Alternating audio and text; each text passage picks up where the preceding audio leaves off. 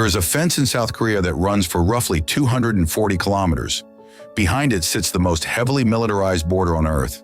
And on the southern side of that fence, around 24,000 South Korean civilians wake up every single morning and go to work. Not in bunkers, not in fear, in rice paddies, greenhouses, and small family shops. The question that raises is not about war. It is about something quieter. What does normality look like when the abnormal has been there your entire life? The demilitarized zone itself is 4 kilometers wide and stretches across the entire Korean peninsula. The civilian control zone extends a further 10 kilometers south of that, and entry requires a government-issued pass. According to South Korea's Ministry of the Interior and Safety, roughly 24,000 civilians hold permanent residence permits inside that restricted belt. The border county of Cheorwon in Gangwon Province sits almost entirely within this zone.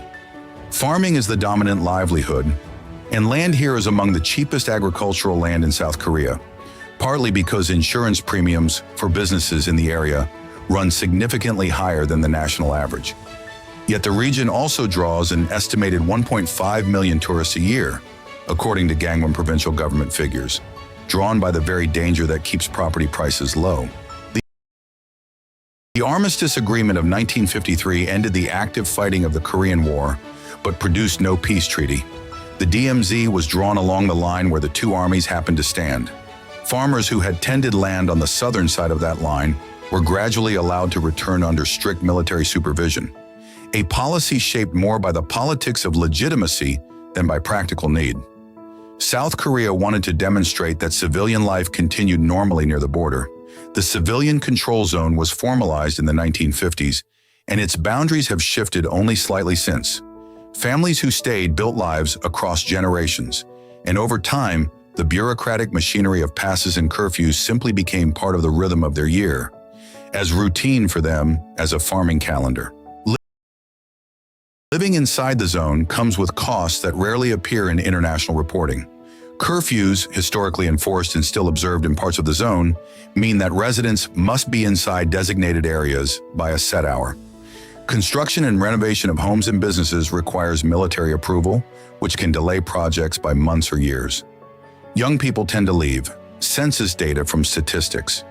Korea shows that border counties like Cheorwon and Yeoncheon have some of the most severe youth population declines in the country.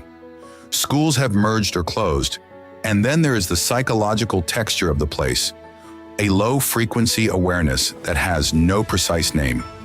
Residents interviewed by South Korean journalists consistently describe it not as fear, but as a kind of permanent alertness, a background hum that visitors mistake for stoicism. The DMZ communities of South Korea offer a quiet argument against the way borders are usually framed.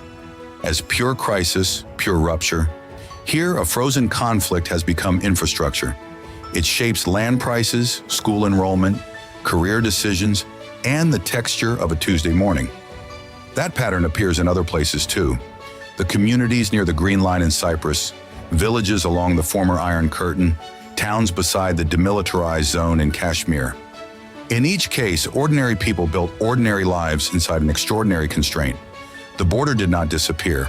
It just became familiar. And familiarity, it turns out, is one of the most powerful forces in human geography.